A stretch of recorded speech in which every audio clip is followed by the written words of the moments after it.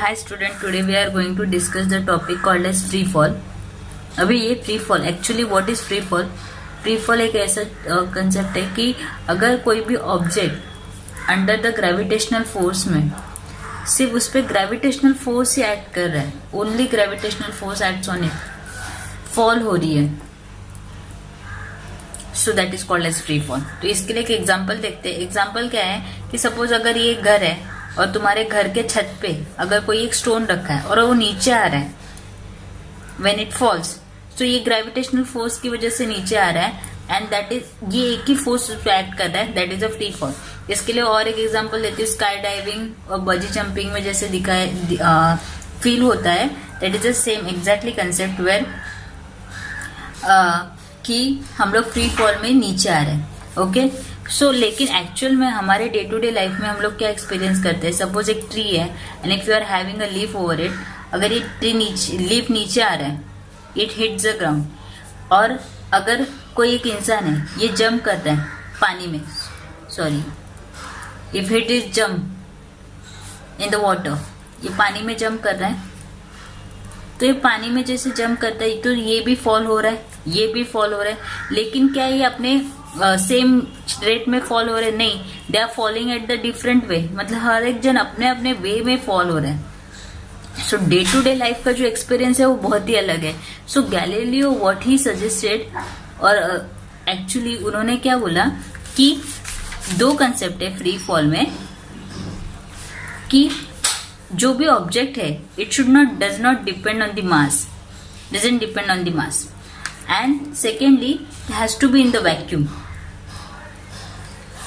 सो अभी ये मास पे डिपेंड नहीं करेगा. ये इसके लिए उन्होंने एक एक्सपेरिमेंट किया and what he did that, कि उन्होंने इटली में लर्निंग पावर ऑफ पिज्जा में एक एक्सपेरिमेंट किया. दो डिफरेंट वे के स्टोन लिए. सपोज मैं कंसिडर करती हूँ एक 5 kg का है, 1 kg का है, और जब भी ये दोनों ग्राउंड पे हिट कर रहे, दे would hit at the same time, they would fall at the same time, fall at the same time. So what you understood by that, कि अगर ये दोनों एक ही टाइम पे अगर फॉल हो रहे हैं तो ये मास पे डिपेंड नहीं कर रहा है. तो इसका फॉर्मूला क्या है? फोर्स का फॉर्मूला क्या है? F is equals to mg. और एक फोर्स का फॉर्मूला है मास इंटू एक्सीलरेशन. दोनों को कंपेयर करो, what you will get, mm gets cancel. what you understood is with this कि अगर दोनों चीज अगर एक ही हाइट से हम लोग नीचे गिराते तो मास पे डिपेंड नहीं करता है. So it depends on what? It depends on acceleration due to gravity. I will elaborate this point. और एक उन्होंने बोला कि इन वैक्यूम, बट उनके पास ही कुड नॉट क्रिएट दैट, उन्होंने ये चीज क्रिएट नहीं कर सकते थे. तो what he said, he can imagine, at least उनको इमेजिन तो कर सकते. तो उन्होंने क्या बोला कि वैक्यूम में अगर कोई भी चीज फॉल हो रही है, so they would hit at the same rate in spite of their mass. मतलब अगर उनका मास कोई भी है लेकिन वो सेम रेट पे क्या करेंगे? हिट करेंगे ग्राउंड को. तो ये जो पॉइंट है ये और एक साइंटिस्ट ने इलेबोरेट किया, that is called as what? Robert Boyle. उन्होंने क्या किया, अभी इनका एक्सपेरिमेंट देखते हैं हम लोग. नहीं, इन्होंने ये वाले चीज को इन वैक्यूम में कैसे ये वाले चीज को एक्सपेरिमेंटली प्रूव किया. सो उन्होंने लिया एक 5 रुपीज कॉइन और एक फेदर. ओके, और ये दोनों भी चीज रखा एयर में, और एक चीज किया 5 रुपीज कॉइन लिया और फेदर लिया, और ये रखा वैक्यूम में, वैक्यूम क्रिएट किया.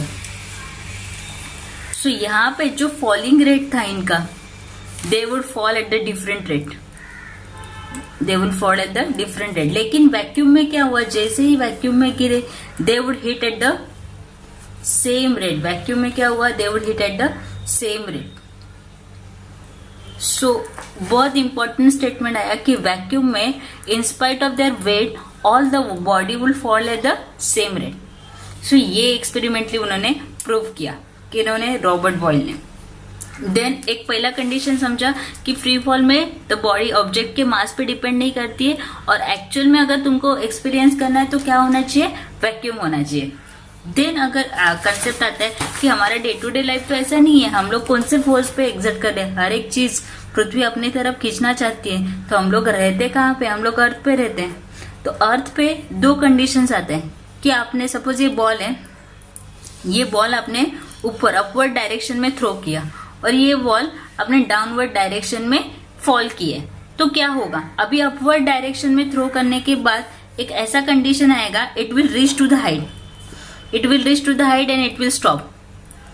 ओके, तो ये जो स्टॉप होगा तो यहाँ पे इसका वेलोसिटी क्या हो जाएगा, 0 हो जाएगा।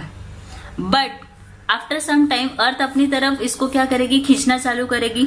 तो ये जो खींचना चालू करेगी तो फोर्स ऑफ ग्रेविटी उस पर एक्ट करेगी, और ऊपर की तरफ जा रहा है तो ऊपर की तरफ भी एक फोर्स एक्ट करेगा, और वो जो फोर्स होगा वो किसकी वजह से होगा, just because of the air molecule it will experience the force and that is called as a frictional force. You can call it as a frictional force, बराबर। यहाँ पे भी वो फ्रिक्शनल फोर्स काम कर रहे हैं। यहाँ पे एक्चुअल में कंडीशन क्या है, ये वाली कंडीशन में ऑब्जेक्ट ऊपर जाके रेस्ट पे वेलोसिटी 0 होगा, यहाँ पे इनिशियली वेलोसिटी 0 है और ये फॉल हो रहा है, लेकिन नीचे ही आना है। भले तुम लोग अपवर्ड डायरेक्शन में थ्रो करो या डाउनवर्ड डायरेक्शन में थ्रो करो, तो ये नीचे ही आना है। तो नीचे ही कौन सा फोर्स एक्ट कर रहा है, ग्रेविटी वाला फोर्स एक्ट कर रहा है। तो ओनली यहाँ पे भी ये तो बहुत आसान है समझना कि ग्रेविटी फोर्स एक्ट कर रहा है, तो डेफिनेशन ही बोलता है कि ग्रेविटी फोर्स एक्ट कर रहा है, वहां पे फ्री फॉल कंडीशन होगा। लेकिन दोनों कंडीशन में क्या है, दोनों कंडीशन में ग्रेविटी एक्ट कर रहा है। ये बॉल ऊपर से चला तो नहीं जाएगा ना, so it has to come back again to fall. So here also force of gravity will act. So what you will understand from this कि यहाँ पे जाके इसका वेलोसिटी 0 हो रहा है, ये यहाँ पे वेलोसिटी इसका 0 है। जब ये नीचे आ रहा है तो दोनों का क्या हो रहा है, what would be the rate of that, the speed will increase. जैसे ही स्पीड इंक्रीज हो रहा है, जैसे वो नीचे आ रहा है, इट विल एक्सेलरेट। यहाँ पे एक्सेलरेशन का कंसेप्ट आ रहा है।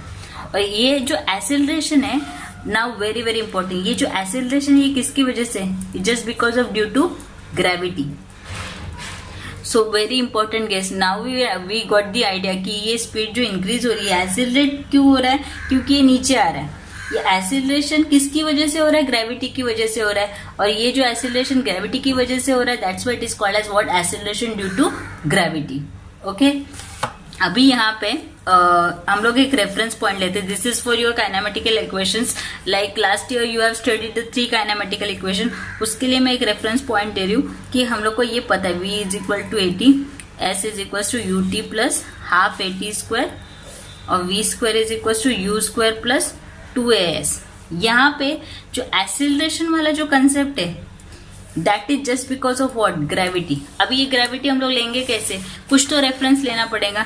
तो हम लोग रेफरेंस लेंगे ग्राउंड को। सपोज ये ग्राउंड है, हम लोग मैथ्स में क्या करते हैं, जो भी अपवर्ड डायरेक्शन में वो क्या है, पॉजिटिव है, जो भी डाउनवर्ड डायरेक्शन में क्या है वो नेगेटिव है। अगर ये ऊपर जा रहा है वो वेलोसिटी पॉजिटिव, नीचे आ रहा है तो velocity negative, due negative. Okay, displacement S, displacement, ये डिस्प्लेसमेंट है। डिस्प्लेसमेंट ऊपर जा रहा है तो क्या लेंगे, पॉजिटिव, अगर नीचे आ रहा है तो डिस्प्लेसमेंट क्या लेंगे, negative. Very very easy to understand. लेकिन एक्सेलरेशन क्या लेंगे हम लोग, एक्सेलरेशन दोनों, अगर ऑब्जेक्ट ऊपर भी जा रहा है और नीचे भी आ रहा है, लेकिन एक्सेलरेशन क्या है, कौन से डायरेक्शन में, only in the downward direction. Ball तो नीचे ही आ रहा है ना फाइनली, यहाँ पे भी और यहाँ पे भी, दोनों कंडीशन में बॉल क्या आ रहा है, नीचे आ रहा है। तो acceleration is just because of what, gravity, और नीचे आ रहा है तो हम लोग क्या लेंगे, a is equal to minus g. ये पकड़ के चलो, that will helps you for your numericals. तो ये जो एक्सेलरेशन है, इसको हम लोग किससे रिप्लेस करेंगे, ग्रेविटी से रिप्लेस करेंगे। और जो ग्रेविटी से रिप्लेस करने वाले जो 3 काइनेमेटिकल इक्वेशन है, that is given to in your text book. तो क्विकली रिकैप हम लोग रिवाइज करते हैं कि हम लोग ने क्या क्या डिस्कस किया है according to your text book. के टेक्स्ट बुक में क्या दिया, सो टेक्स्ट बुक में दिया है कि फ्री फॉल के लिए उन्होंने एक स्टोन लिया, होल्ड किया, हाथ में रखो। सपोज ये स्टोन है, सपोज ये स्टोन है, मैंने हाथ में रखा, तो उन्होंने पूछा कि कौन सा फोर्स एक्ट करता है ये स्टोन पे, व्हाट यू ऑब्जर्व, कौन सा फोर्स ये स्टोन पे एक्ट कर रहा है और क्या ऑब्जर्व कर सकते हो तुम लोग इसमें। What are the force acting on the stone after you release, अभी मैंने इसको छोड़ा तो कौन सा फोर्स इस पे एक्ट कर रहा है। These are the questions. Okay, तो फर्स्ट का आंसर क्या, कौन सा फोर्स एक्ट कर रहा है, force of gravity acts on each and every body, क्योंकि हम लोग को पता है अर्थ अपनी तरफ हर एक चीज को क्या कर रही है, खींच रही है। सेकेंड का आंसर, व्हाट यू ऑब्जर्व, हम लोग क्या ऑब्जर्व कर रहे हैं, we are applying in the opposite direction we are applying the force in the opposite direction and that why stone is remained at the rest. हम लोग ने इसको पकड़ के रखा है, मतलब हम लोग इसको भी फोर्स एक्ट कर रहे हैं, हम लोग भी फोर्स अप्लाई कर रहे हैं। ग्रेविटी नीचे की तरफ है, हम लोग ऊपर की तरफ फोर्स एक्ट कर रहे हैं, so that is in the opposite direction. दिखा। थर्ड का what are the force acting on the stone after you release. जैसे ही तुम लोग इसको छोड़ते हो तो कौन सा फोर्स एक्ट कर रहा है, कौन सा फोर्स एक्ट कर रहा है, ओनली ग्रेविटेशनल फोर्स एक्ट कर रहा है। Then your definition comes. Whenever an object moves under the influence of the force of gravity alone, then it is said to be a falling freely. Okay?